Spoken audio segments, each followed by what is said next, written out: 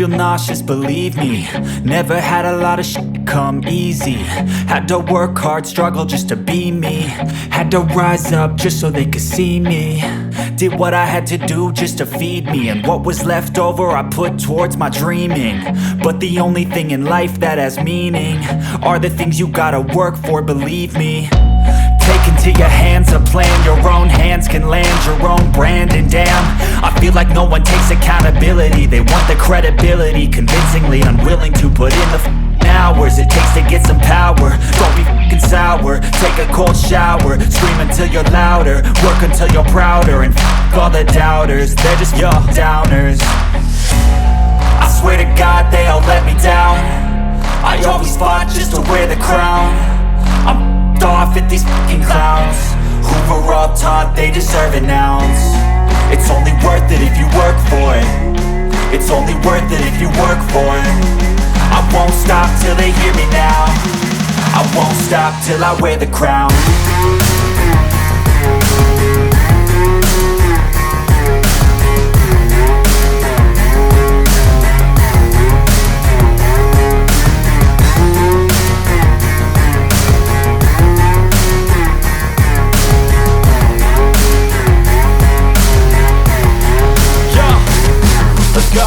I'm just telling you to fight for your dreams, but it's not what it seems. Man, it's hard to be seen when everybody wants to be king. Yeah, they all wanna ring, yeah, we all wanna be free. So show me what you got, what you bring. How you fight in the ring, how you take a fucking swing. Do you got heart, are you mean? Got some scars, got some needs, are you willing to go bleed? I swear to God they all let me down. I always fought just to wear the crown. I'm off at these fucking clowns who were all taught they deserve an ounce. It's only worth it if you work for it. It's only worth it if you work for it. I won't stop till they hear me now. I won't stop till I wear the crown. I swear to God they all let me down. I always fought just to wear the crown. I'm off at these fucking clowns who were all taught they deserve an ounce. It's only worth it if you work for it. It's only worth it if you work for it. I won't stop till they hear me now. I won't stop till I wear the crown.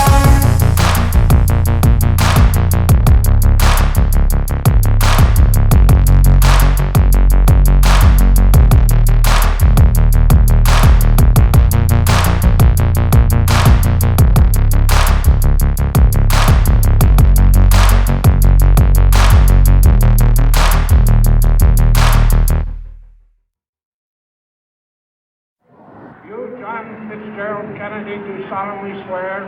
I, John Fitzgerald Kennedy, do solemnly swear. That you will faithfully execute the office of President of the United States. That I will faithfully execute the office of President of the United States. And will, to the best of your ability. And will, to the best of my ability. Preserve, protect, and defend the Constitution of the United States. Preserve, protect, and defend the Constitution of the United States. So help you God. So help me God.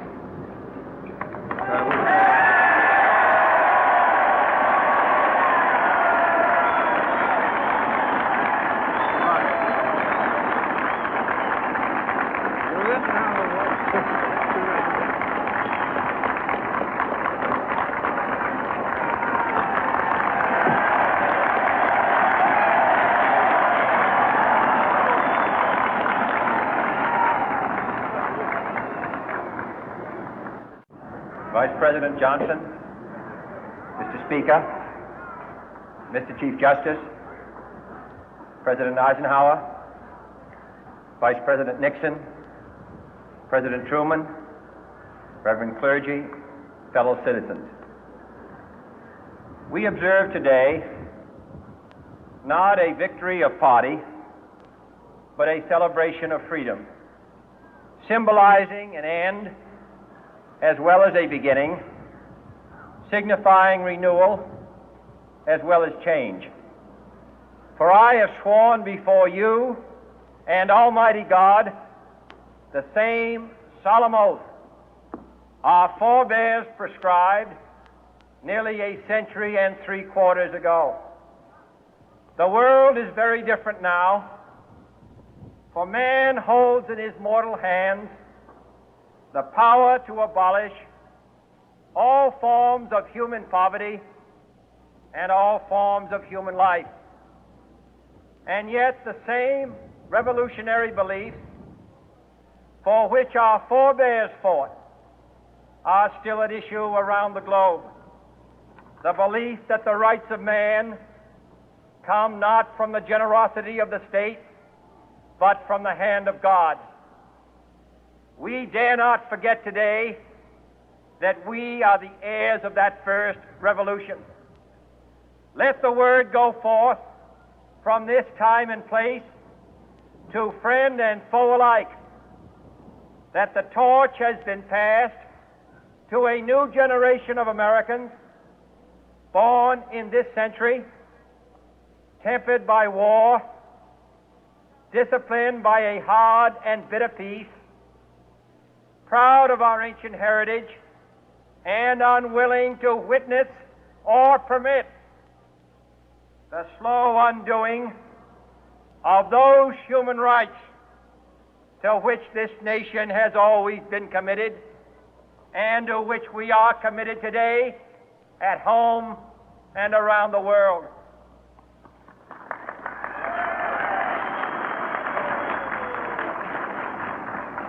Let every nation know, whether it wishes us well or ill, that we shall pay any price, bear any burden, meet any hardship, support any friend, oppose any foe to assure the survival and the success of liberty.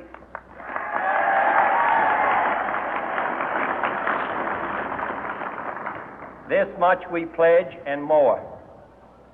To those old allies whose cultural and spiritual origins we share, we pledge the loyalty of faithful friends. United, there is little we cannot do in a host of cooperative ventures.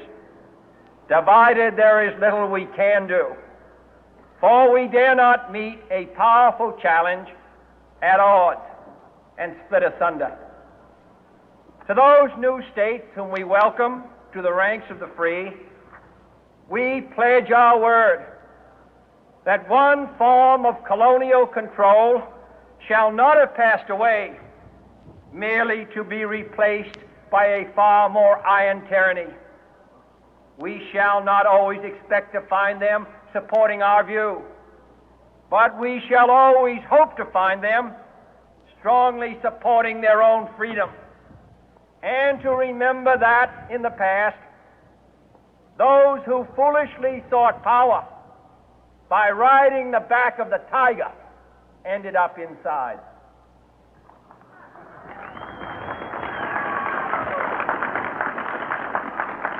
To those people in the huts and villages of half the globe struggling to break the bonds of mass misery, we pledge our best efforts to help them help themselves for whatever period is required, not because the communists may be doing it, not because we seek their votes, but because it is right. If a free society cannot help the many who are poor, it cannot save the few who are rich.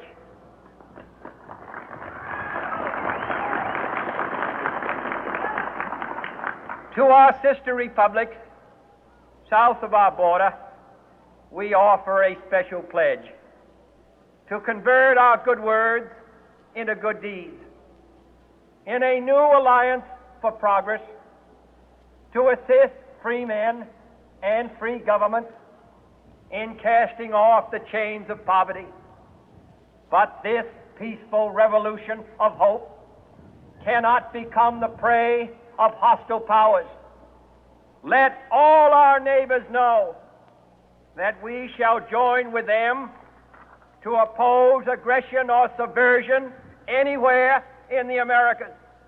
And let every other power know that this hemisphere intends to remain the master of its own house.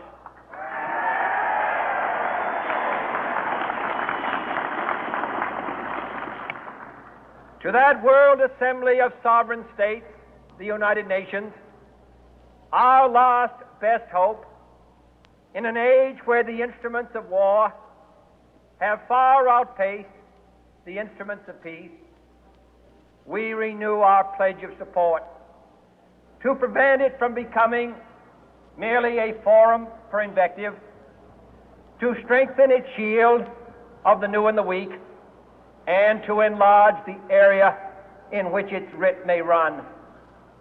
Finally, to those nations who would make themselves our adversary, we offer not a pledge, but a request that both sides begin anew the quest for peace. Before the dark powers of destruction, unleashed by science, engulf all humanity in planned or accidental self-destruction, we dare not tempt them with weakness, for only when our arms are sufficient beyond doubt can we be certain beyond doubt that they will never be employed. But neither can two great and powerful groups of nations take comfort from our present course, both sides overburdened by the cost of modern weapons, both rightly alarmed by the steady spread of the deadly atom, yet both racing to alter that uncertain balance of terror that stays the hand of mankind's final war. So let us begin anew, remembering on both sides that civility is not a sign of weakness, and sincerity is always subject to proof. Let us never negotiate out of fear, but let us never fear to negotiate.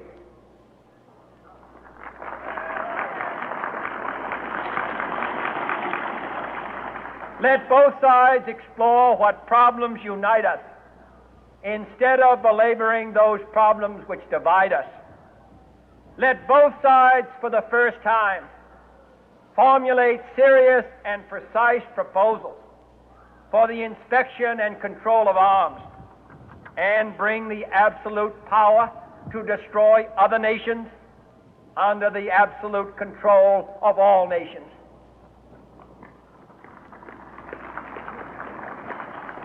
Let both sides seek to invoke the wonders of science instead of its terrors.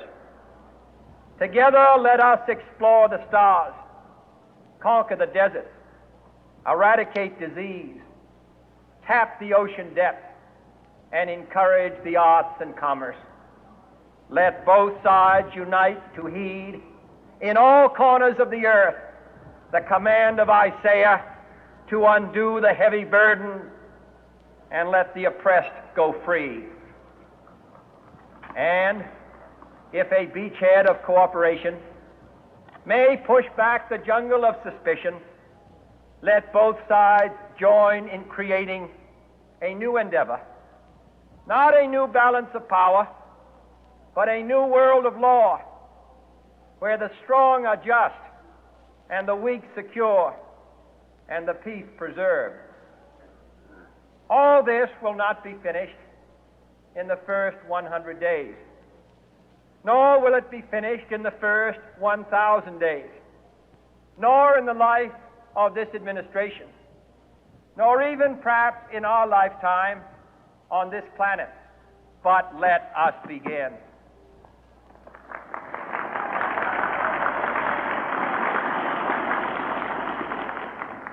In your hands, my fellow citizens, more than mine, will rest the final success or failure of our course. Since this country was founded, each generation of Americans has been summoned to give testimony to its national loyalty.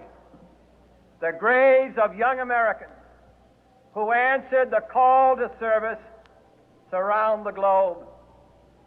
Now the trumpet summons us again, not as a call to bear arms, though arms we need, not as a call to battle, though in battle we are, but a call to bear the burden of a long twilight struggle, year in and year out, rejoicing in hope, patient in tribulation, a struggle against the common enemies of man, tyranny, poverty, disease, and war itself. Can we forge against these enemies a grand and global alliance, north and south, east and west, that can assure a more fruitful life for all mankind? Will you join in that historic effort?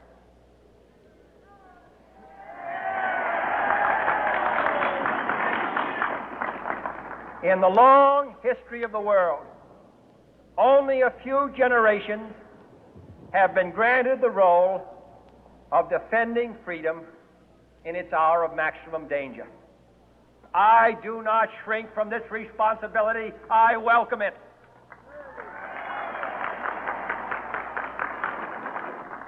I do not believe that any of us would exchange places with any other people or any other generation.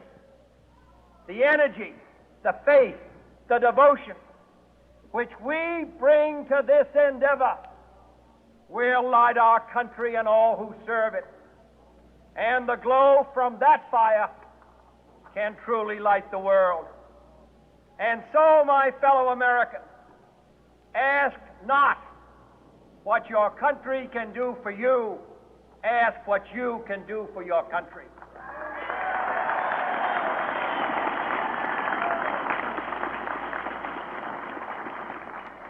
My fellow citizens of the world, ask not what America will do for you, but what together we can do for the freedom of man.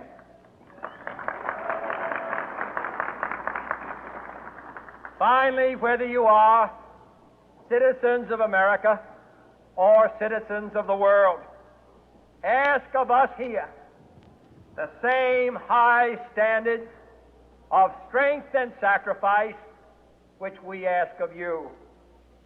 With a good conscience, our only sure reward, with history the final judge of our deeds, let us go forth to lead the land we love, asking His blessing and His help, but knowing that here on earth God's work must truly be our own.